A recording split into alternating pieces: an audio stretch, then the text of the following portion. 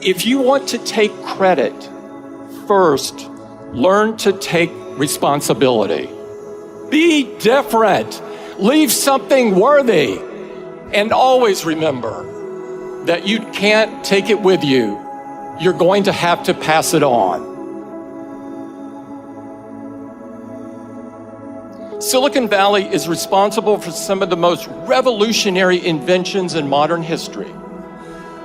From the first oscillator built in the Hewlett-Packard garage, to the iPhones that I know you're holding in your hands. Social media, shareable videos, snaps and stories that connect half the people on Earth. They all trace their roots to Stanford's backyard. But lately, it seems, this industry is becoming better known for a less noble innovation. The belief that you can claim credit without accepting responsibility. You see it every day now, with every data breach, every privacy violation, every blind eye turned to hate speech, fake news poisoning our national conversation, the false miracles in exchange for a single drop of your blood. Too many seem to think that good intentions excuse away harmful outcomes. But whether you like it or not, what you build and what you create define who you are. It feels a bit crazy that anyone should have to say this. But if you've built a chaos factory, you can't dodge responsibility for the chaos. Taking responsibility means having the courage to think things through. And there are few areas where this is more important than privacy. If we accept as normal and unavoidable that everything in our lives can be aggregated, sold, or even leaked in the event of a hack, then we lose so much more than data. We lose the freedom to be human. Think about what's at stake. Everything you write, everything you say, every topic of curiosity, every stray thought, every impulsive purchase, every moment of frustration or weakness, every gripe or complaint, every secret shared in confidence. In a world without digital privacy, even if you have done nothing wrong other than think differently, you begin to censor yourself. Not entirely at first, just a little, bit by bit. To risk less, to hope less, to imagine less, to dare less, to create less, to try less, to talk less, to think less. The chilling effect of digital surveillance is profound, and it touches everything. What a small, unimaginative world we would end up with. Not entirely at first, just a little, bit by bit. Ironically, it's the kind of environment that would have stopped Silicon Valley before it had ever gotten started. We deserve better. You deserve better.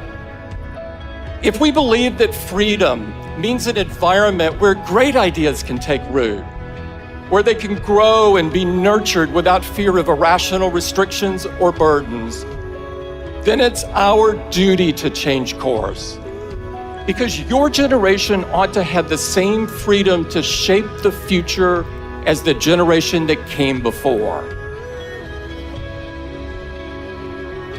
Graduates, at the very least, learn from these mistakes. If you want to take credit, first, learn to take responsibility. Now, a lot of you, the vast majority, won't find yourselves in tech at all. That's as it should be. We need your minds at work far and wide because our challenges are great. and they can't be solved by any single industry. No matter where you go, no matter what you do, I know you will be ambitious. You wouldn't be here today if you weren't. Match that ambition with humility, a humility of purpose.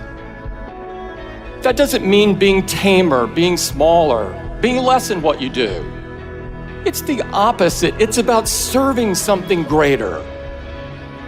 The author Madeleine L'Engle wrote, "Humility is throwing oneself away." You don't have to start from scratch to build something monumental.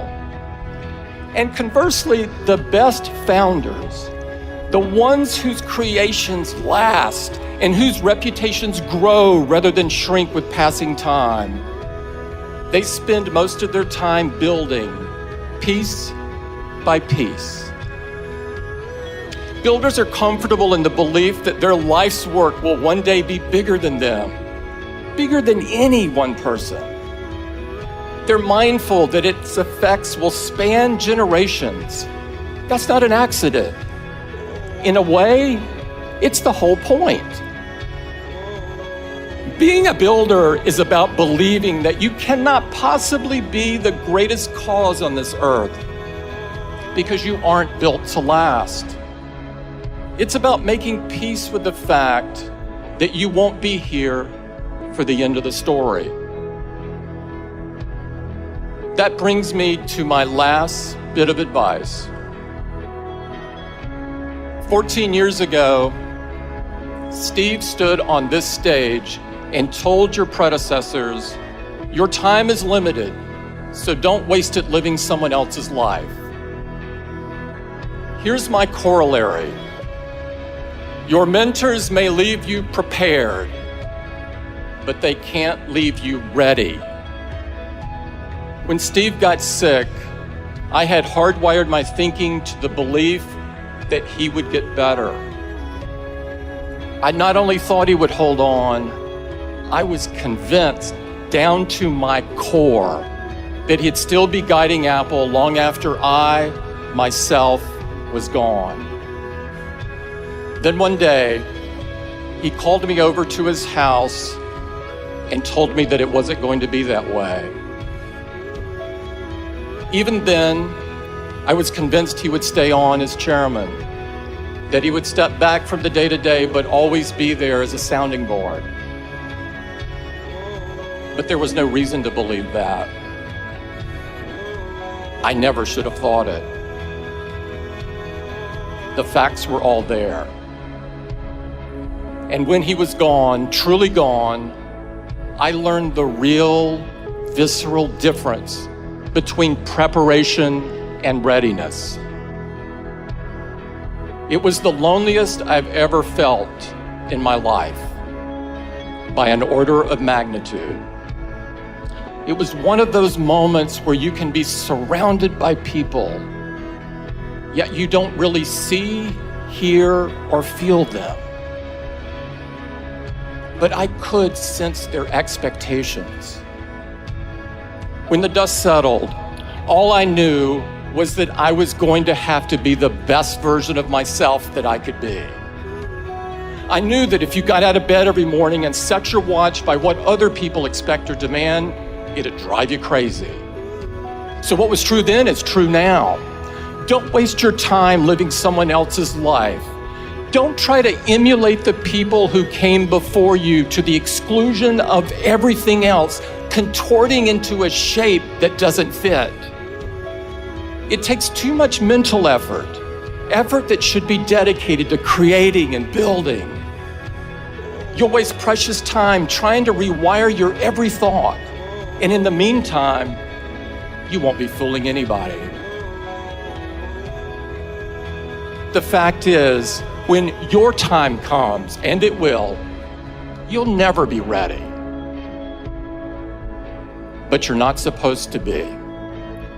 Find the hope in the unexpected. Find the courage in the challenge. Find your vision on the solitary road. Don't get distracted. There are too many people who want credit without responsibility. Too many who show up for the ribbon cutting without building anything worth a damn. Be different. Leave something worthy. And always remember that you can't take it with you. You're going to have to pass it on.